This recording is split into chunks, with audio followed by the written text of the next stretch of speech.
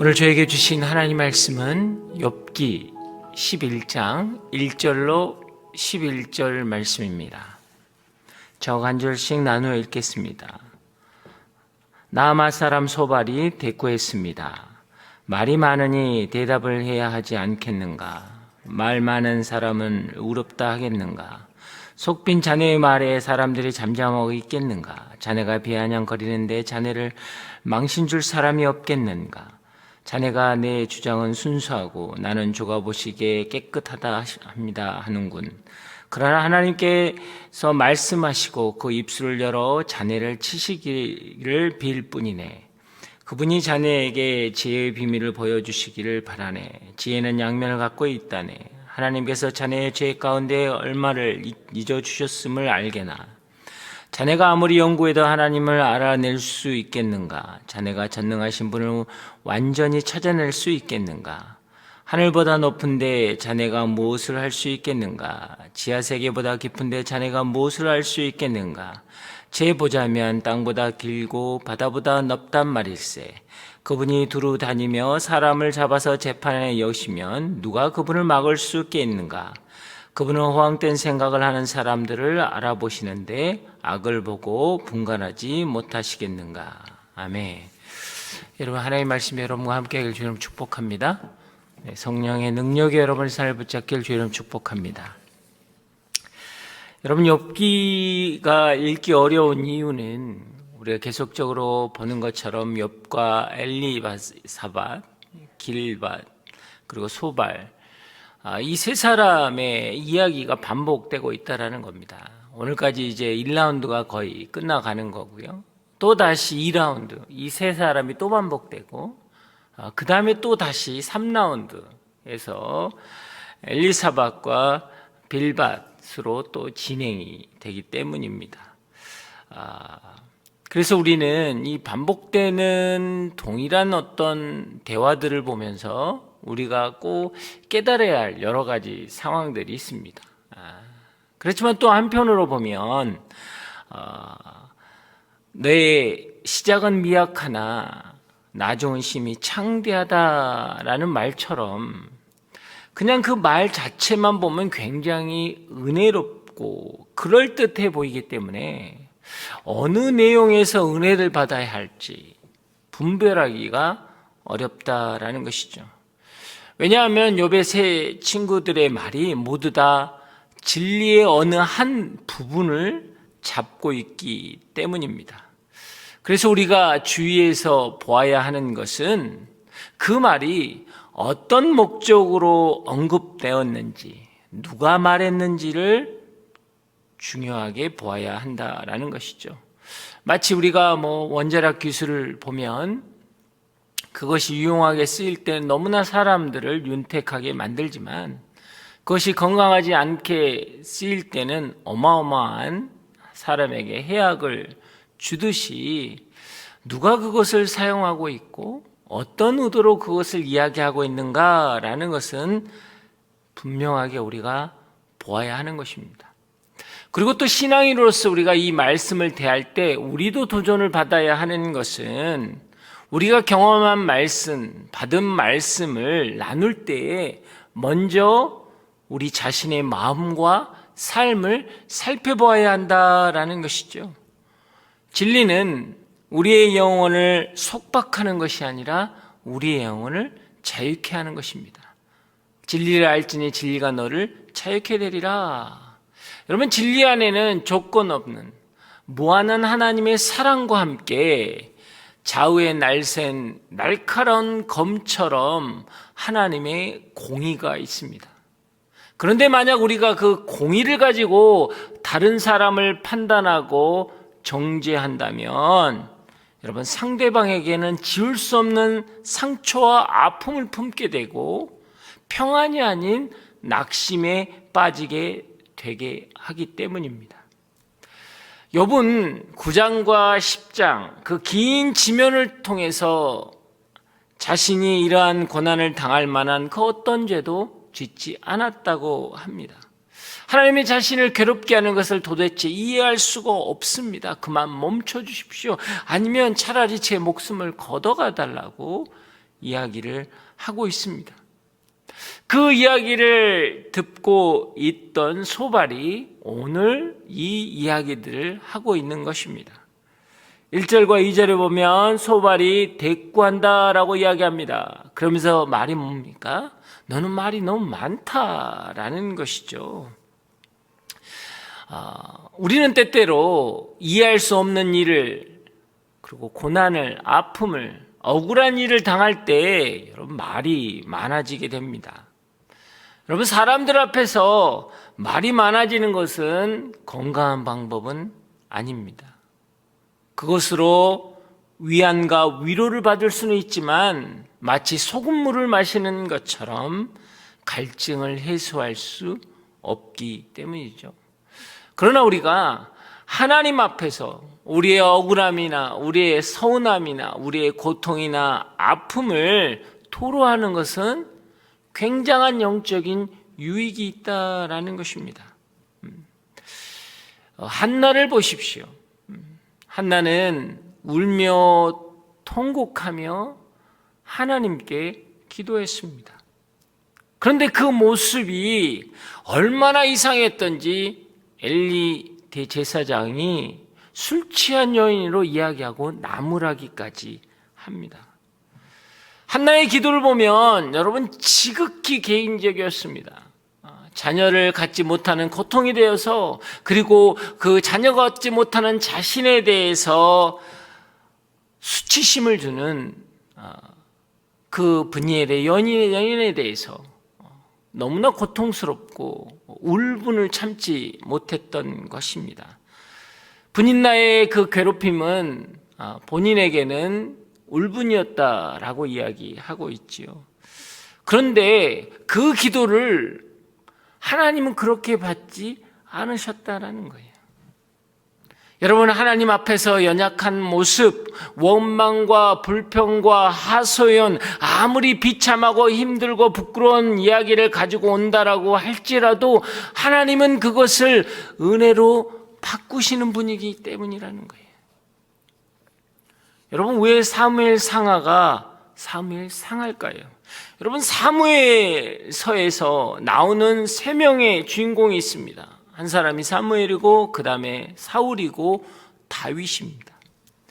여러분, 다윗 왕국은 메시아의 왕국으로 비유될 만큼 통일 왕국으로서 대단한 것이었습니다. 하나님의 마음에 합한 자는 다윗이었죠. 그래서 어떻게 보면 그 책은 다윗서라고 이야기해야 맞는 것입니다. 그런데 왜 사무엘서라고 했을까요? 꽃과 열매는 다윗이 피고 맺었지만 그 씨앗은 사무엘이 시작했기 때문입니다. 다윗 왕국의 영광은 사무엘의 가슴에서부터 시작되었기 때문이라는 거예요. 그러면 그 씨앗을 누가 심겼습니까? 사람들은 술 취한 사람 같다라고 질책했지만 그녀의 울부짐, 한나의 기도로부터 시작되었다라는 거예요. 이게 하나님이 우리에게 주시는 말씀이라는 것입니다. 우리 가운데 해결되지 않는 고통 가운데서 오랫동안 기도하면서 지친 분이 계십니까? 내 생전에는 응답하지 않을 것 같은 절망 가운데 있는 분이 계십니까?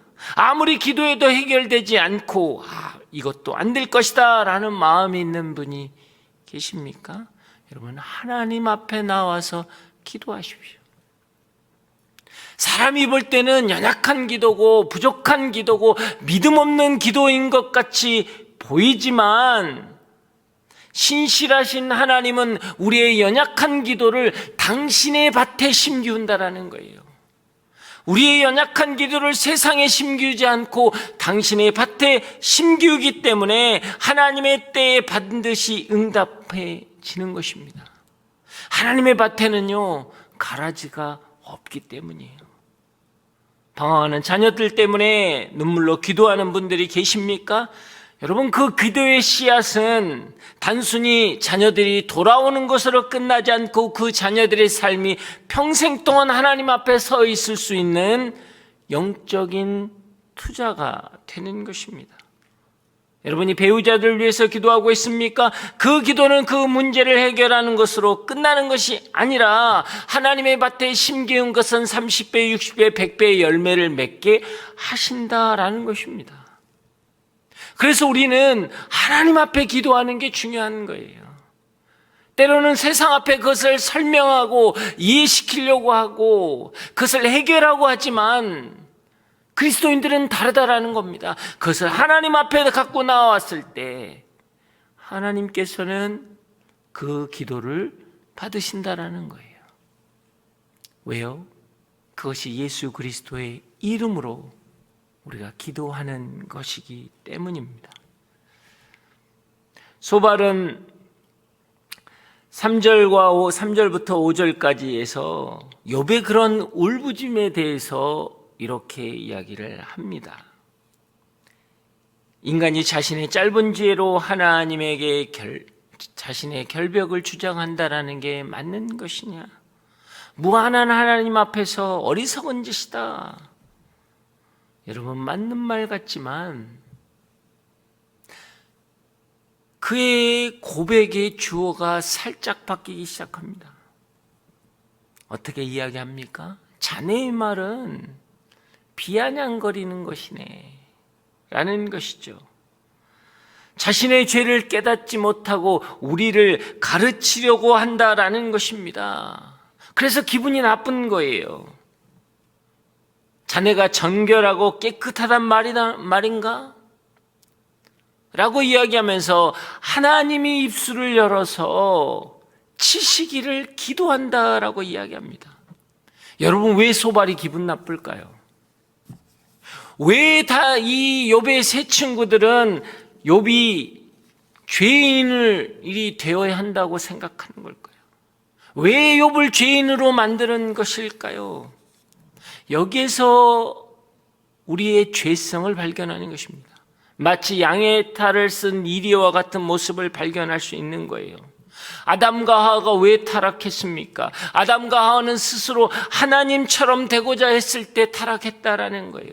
그런데 오늘 세 친구는 동일하게 이 잘못을 범하고 있는 것입니다. 교만하고 죄된 모습이라고 할지라도 욥은 하나님께 묻고 있는 거예요. 그런데 세 친구들은 자신들이 욥의 문제점을 규정하고 답을 주려고 하고 있다라는 겁니다. 자신들의 바램과 기대대로 욥을 바꾸려고 하는 거예요.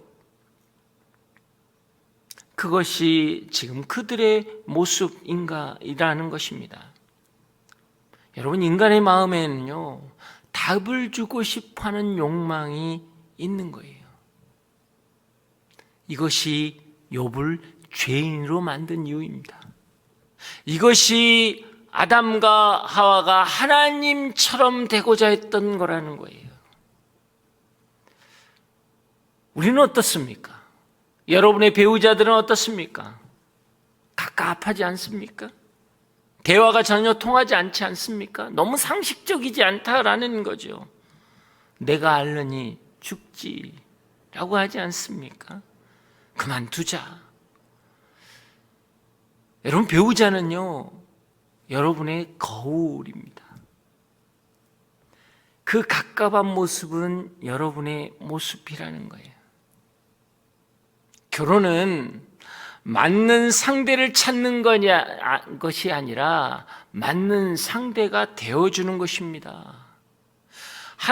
예수님께서 하나님과 동등됨을 취하지 않고 자기를 부여 종의 모습으로 오셨다라는 것.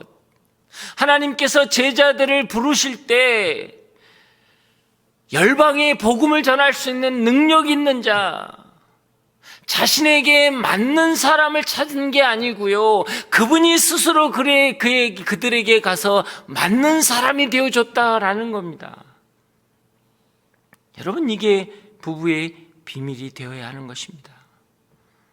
여러분에게 여러분의 배우자를 맞추려고 한다면 우리는 어느 순간에 하나님처럼 되고자 하는 죄 가운데 있다라는 겁니다.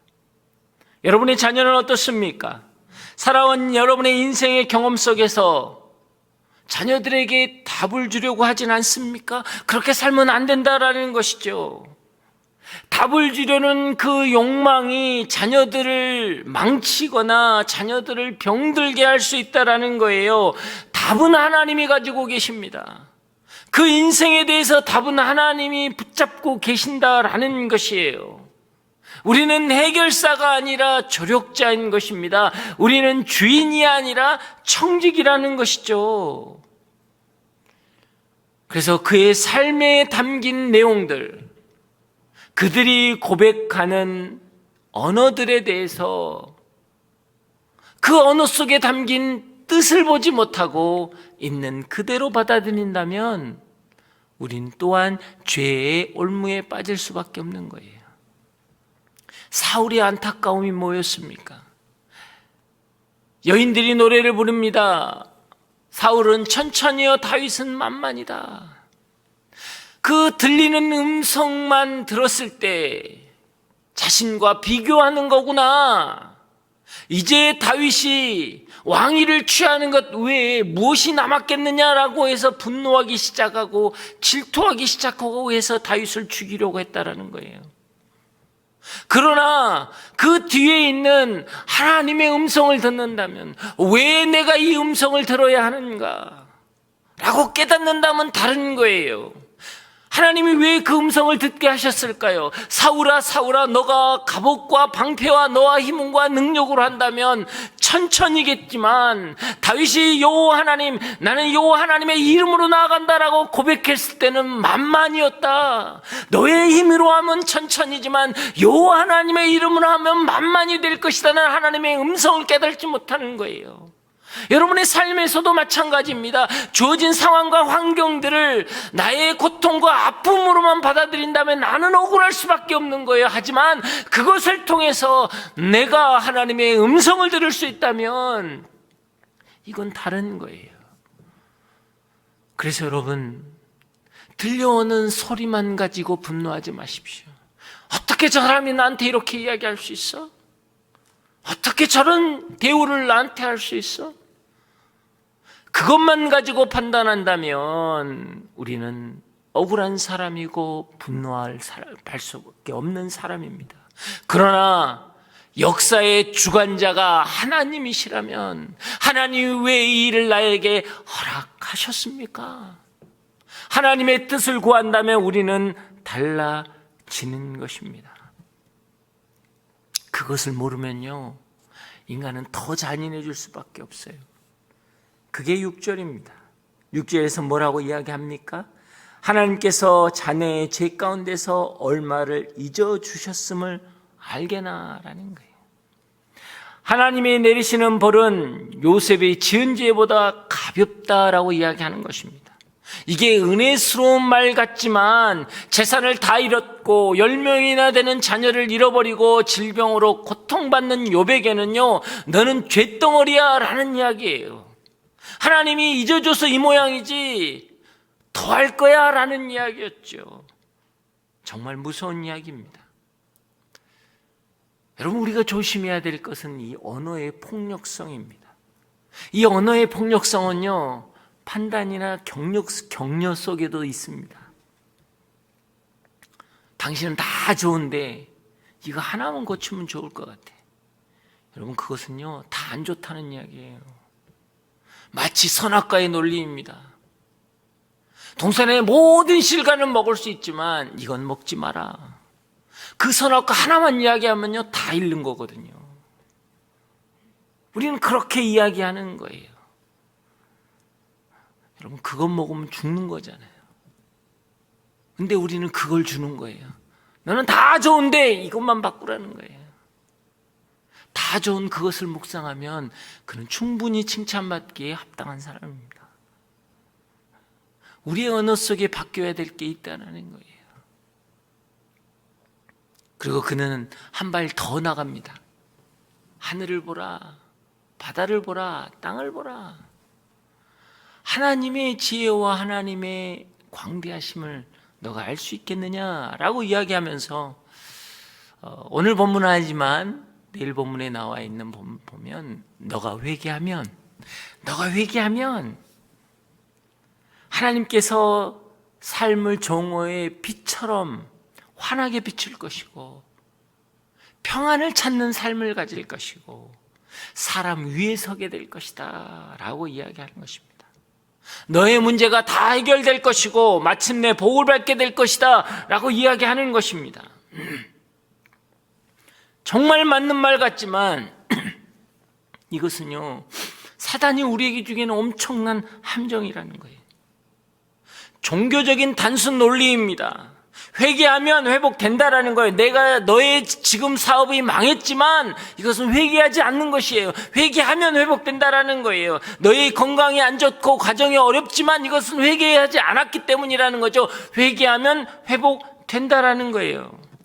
우리가 하나님을 믿고 예배를 드리고 기도하는 것은 내가 당한 고난을 멈추기 위해서, 재정적으로 어려운 상황, 질병적으로 어려운 상황을 해결하기 위해서가 아니라는 것입니다, 여러분.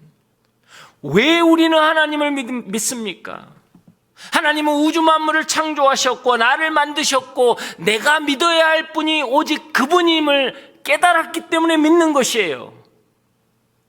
근데 욥의 친구들은 하나님이 나의 문제를 해결하시고 고통 가운데 건지실 것이고 건강을 회복할 것이고 자녀를 회복시켜 주실 것이라는 거예요. 근데 이게요, 듣기에는 은혜스러운 것 같아요. 하지만 이 말을 누가 했습니까? 이 말은요, 사단이 한 말이었어요. 아무런 이유 없이 하나님을 경배했겠습니까? 하나님이 많은 것을 주셨기 때문에 욥이 경배한 것입니다라고 욥이 뺏어간 거라는 거예요.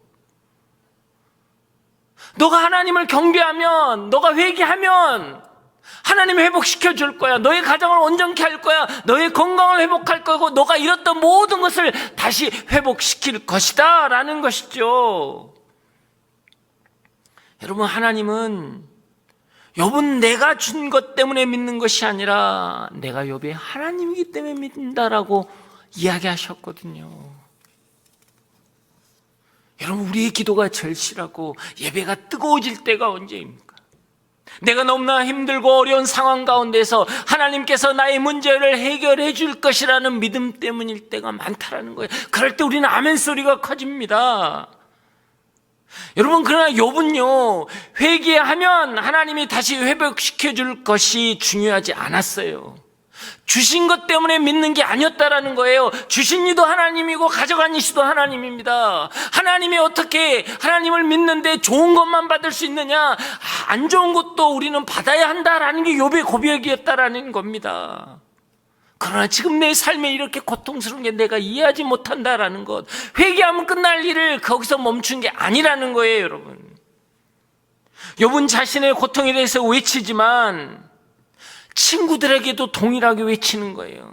만사 형통의 신앙의 본질은 아니라는 것이죠. 회개하면 잘 먹고 잘 사는 것이 아니라는 거예요. 회개는 하나님의 임재를 담는 그릇을 만드는 작업이라는 것입니다. 이 고난 속에서 하나님의 뜻을 알고 그분을 대면하고 싶어하는 것이었어요. 어쩌면 짜증날 정도로 반복하면서 욥을 통해서 하나님이 말씀하고 싶어 하시는 게 뭐냐라는 거예요. 신앙은 하나님의 하나님됨 때문에 믿는 것이라는 거예요. 나의 조건과 나의 요구 때문에 믿는 게 아니라는 것입니다. 때로는 아무런 응답이 없고 회복이 없고 나아짐이 없어도 믿음을 지켜 나가는 것입니다. 욥의 고난은 하나님이 하나님 됐음을 선포하는 작업이라는 거예요. 순수하게 나를 창조하신 그 하나님 때문에 믿는 것이라는 것입니다. 욥의 믿음의 여정은 내 것이 회복되고 다시 부귀영화를 누리기 위해서 회개하거나 하나님의 전지전능한 심에 매달려서 더 나은 삶을 살겠다고 한 것이 아니라는 것입니다. 이게 욥기의 주제라는 거예요. 왜 하나님을 믿으십니까? 여러분, 왜 하나님을 믿으십니까? 그래서 욥기는요, 1인칭으로 읽어야 돼요. 3인칭으로 읽으면 우리는 받아들일 수 없다라는 겁니다. 내 소유를 잃고 질병으로 고통을 당할 때, 세상은 저주받은 자라고 할 때 나는 왜 하나님을 믿는가를 분명하게 깨닫게 된다라는 것입니다. 건강과 물질, 축복, 명예 모든 것을 뛰어넘어 하나님을 믿을 수 있겠습니까? 이게 욥의 싸움이라는 거예요. 우리가 그 고민을 해야 하는 것입니다. 그 믿음으로 돌아가야 하는 거예요. 우리가 잘 아는 로마서 1장 17절에 보면 복음에는 하나님의 의가 나타나는데 믿음으로 믿음에 이르게 하나니 기록된 바 오직 의인은 믿음으로 말미암아 살리라. 여러분, 십자가의 보혈로 의로움을 받은 우리가 살아야 할 방법이 무엇입니까? 구원받은 우리가 살아야 할 방법이 무엇입니까? 오직 믿음으로 의인은 살리라 라고 되어 있습니다. 여러분, 오직 믿음으로 신앙인으로 살아갈 때 거기에는요 우리의 유익이나 우리의 기도의 응답이나 건강이나 물질이 전제되어 있지 않다는 거예요. 그리스도인은 오직 믿음으로 산다라고 성경은 선포하고 있지, 그리스도인은 그렇기 때문에 너에겐 유익이 있을 것이고 너는 기도가 응답될 것이고 너는 온전히 축복을 받을 것이다 라는 게 아니란 말인 거예요. 근데 사단은 우리에게 이야기합니다. 오직 믿음 앞에 너의 유익이나 평안이나 건강이나 물질이나 기도 응답이 없어도 너는 살 수 있겠느냐, 믿음으로 살 수 있겠느냐라는 게 오늘 사단의 질문인 거예요.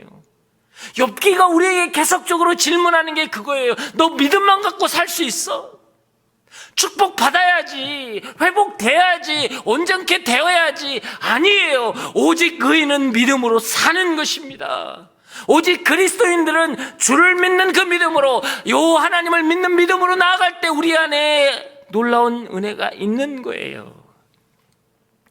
은혜는 하나님이 주신 축복일 뿐입니다.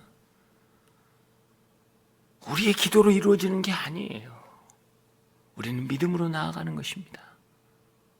그 은혜가 여러분 가운데 있길 주님 축복합니다. 오늘 시간 기도하며 나아가기를 원합니다. 사랑하는 여러분, 하나님을 왜 믿으십니까? 하나님의 하나님이 되심이 아니라 전지전능함에 의지하기를 원하십니까? 전지전능하심은 모든 것을 다 할 수 있다라는 의미가 아닙니다. 우리가 이해할 수 없는 영역입니다. 하나님의 하나님됨을 인정하십시오. 비록 내가 고통스럽고 비록 내가 안타까움에 있지만 먼저 하나님의 하나님됨을 인정할 때 우리 안에 하나님의 은혜가 부어지는 것입니다.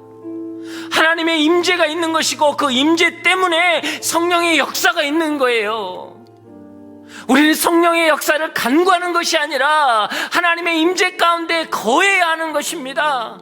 그 믿음을 가지고 있을 때 하나님이 역사하시는 거예요. 하나님, 내가 먼저 하나님의 하나님됨을 인정하기를 원합니다. 우리의 가정 가운데서, 우리의 삶의 자리에서 하나님의 하나님됨을 인정하는 자가 되게 하여 주시옵소서. 다 함께 주여 외치고 기도합니다. 주여! 사랑의 하나님 아버지, 그렇습니다. 왜 내 기도가 절실해지고 왜 우리의 기도가 뜨거워집니까?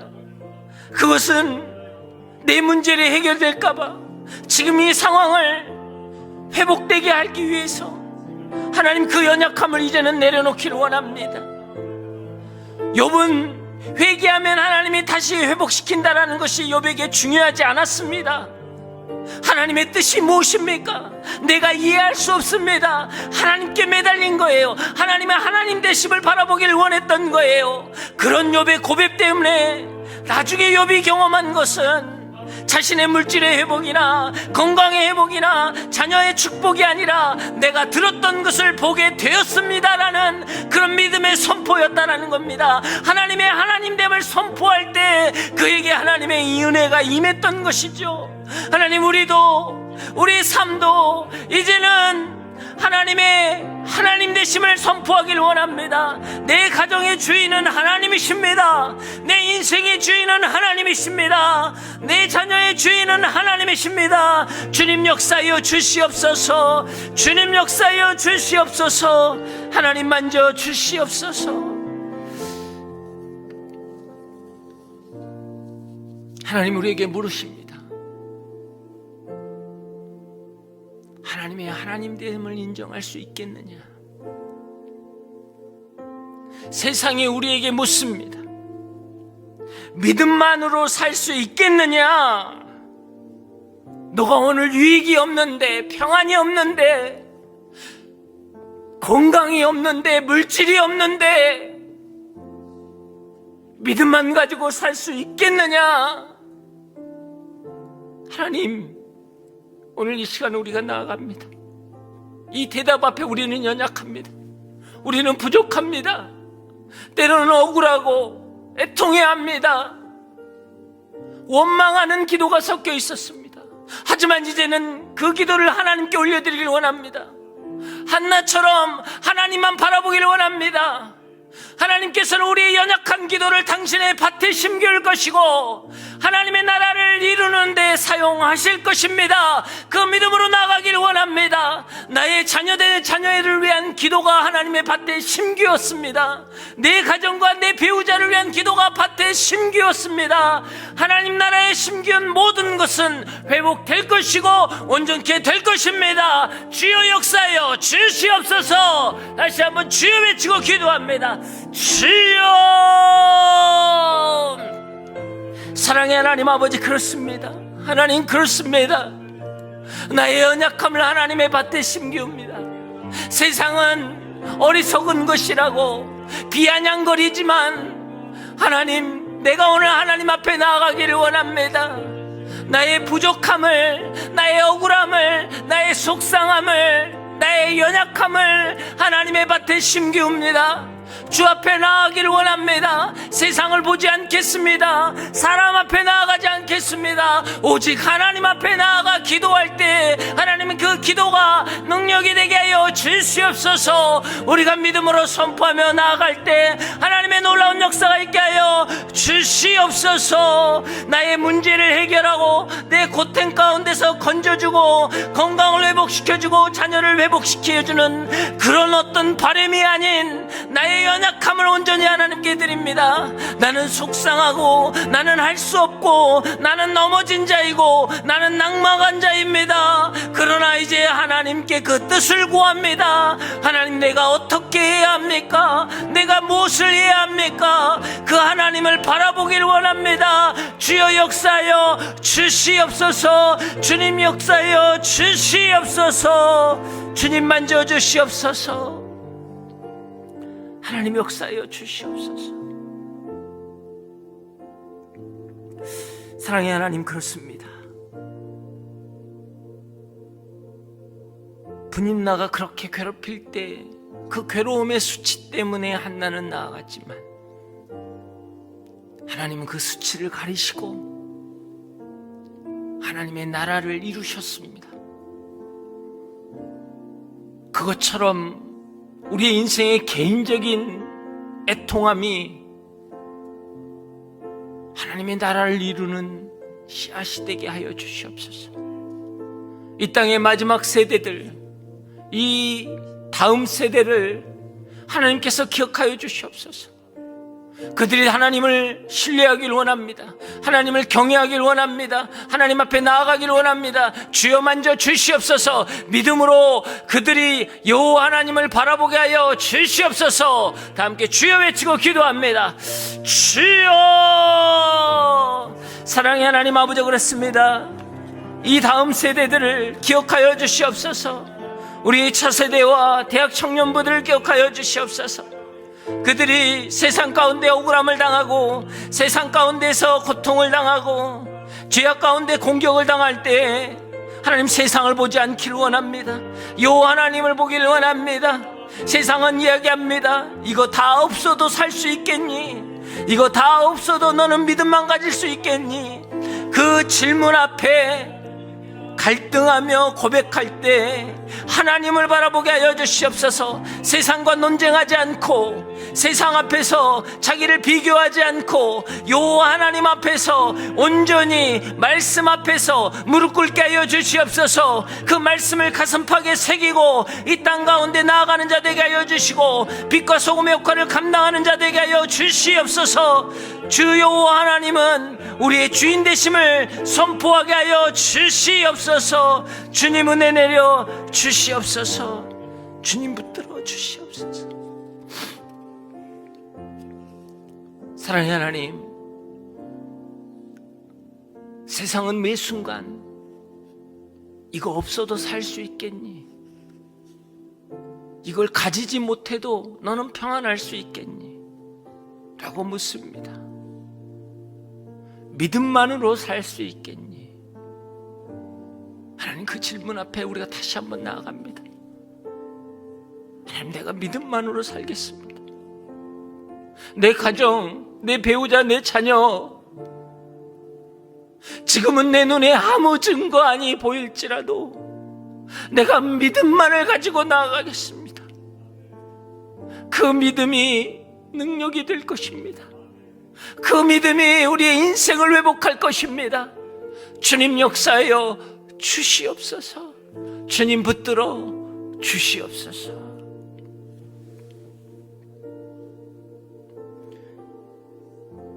이제는 우리 주 예수 그리스도의 은혜와 하나님의 그 크신 사랑과 성령의 교통하심과 만지심이 오직 의인은 믿음으로 살리라, 그 고백 가운데 서 있는 여기에 머리 숙이는 한 분 한 분 위에,